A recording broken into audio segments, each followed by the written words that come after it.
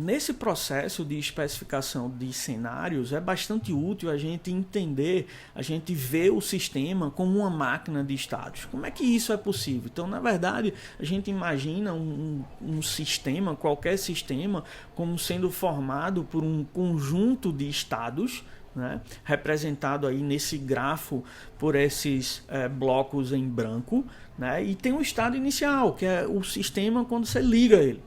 Tá? O estado inicial provavelmente não tem nada armazenado no sistema. Tá? E a partir da realização de operações em cima desse estado inicial, o sistema vai passando para outros estados, onde ele armazena informações diferentes, onde ele apresenta informações diferentes na sua GUI. Então, o estado consiste de o que está na memória do sistema, na memória principal, na memória secundária, né? Ou seja, o que é que está narrando o sistema, o que é que está nos arquivos, nos bancos de dados do sistema e também o que aparece na GUI do sistema, né? Então, aí nesse caso, a gente começando pelo estado initial state aí que a gente está vendo, né? A gente tem ilustrando aí nessa figura duas ações específicas. Se eu tento realizar a ação add Mariana, eu vou para um estado M, onde só a aluna Mariana está cadastrada, né? Mas uma alternativa seria logo no começo eu realizar a operação de add Pedro, e aí eu vou para um estado chamado P, onde só tem o aluno Pedro cadastrado. Então, a partir desse estado inicial, eu posso realizar inúmeras operações. Aí a gente só está ilustrando duas. Tá? Mas para ver o sistema como uma máquina de estados, a gente teria que desenhar todas as possíveis, teria que imaginar todas as possíveis operações, né? Mas nessa figura a gente está simplificando. Tá?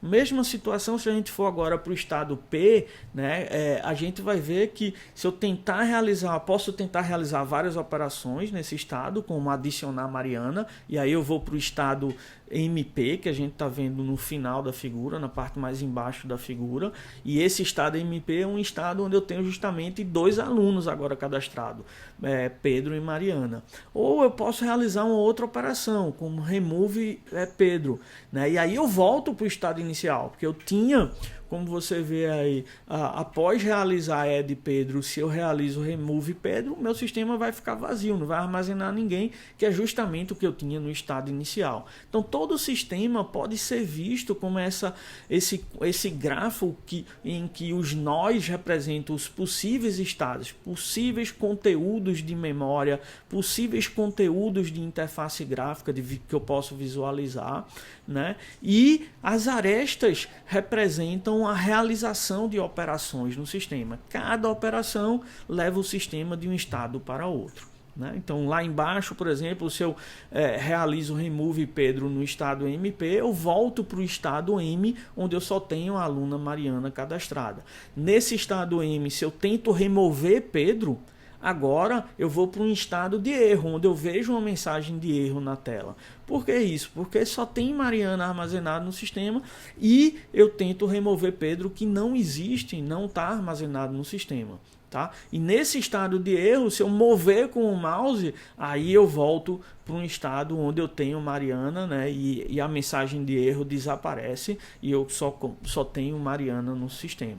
Tá? Então é interessante, quando a gente estiver especificando os cenários, pensar nisso daí, que o sistema é representado como uma máquina de estados nessa situação. E aí cada cenário ele vai levar o sistema de um estado para o outro. Cada cenário, na sua cláusula when, ele executa uma ação.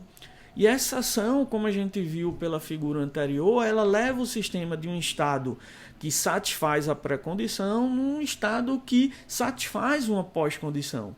Então, o que a gente tem que escrever no given são essas condições, né, associadas ao estado original antes da realização da ação, e no then a gente especifica as restrições que têm que ser satisfeitas pelo Estado após a realização da pós-condição.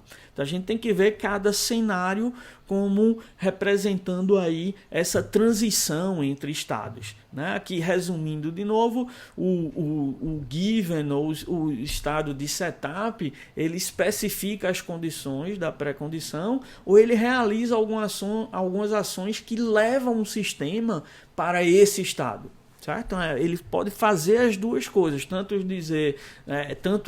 impor restrições sobre o Estado antes da realização da ação, como até ajudar a fazer algumas ações, cadastrar alguns alunos para que o sistema esteja no estado desejado.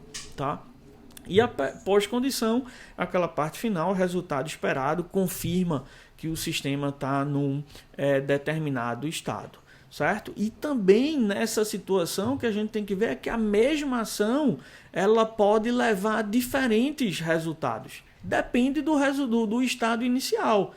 Então, se eu tenho como estado inicial aí, vamos dizer, da parte esquerda, o state é um sistema em que o aluno Pedro existe, quando eu tento realizar a ação remover Pedro, o resultado é um estado inicial, onde não tem mais nenhum aluno, só tinha Pedro, removo Pedro, não tem mais nenhum. Volto, o novo estado, o new state, seria o estado inicial, certo?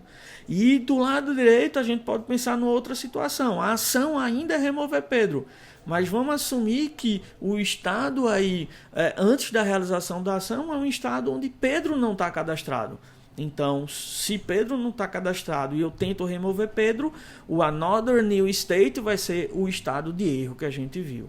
Então, a mesma ação ela vai levar a estados diferentes dependendo do estado de partida. Tá? E aí a gente, para cada situação dessa, a gente especifica um cenário diferente. Tá? Então, cada cenário a gente vê como um caminho, normalmente de tamanho 1, naquele grafo que representa o sistema como uma máquina de estados. Né? E o comportamento do sistema vai ser o conjunto de possíveis caminhos, traces aí, sequências de eventos que eu tenho em um caminho.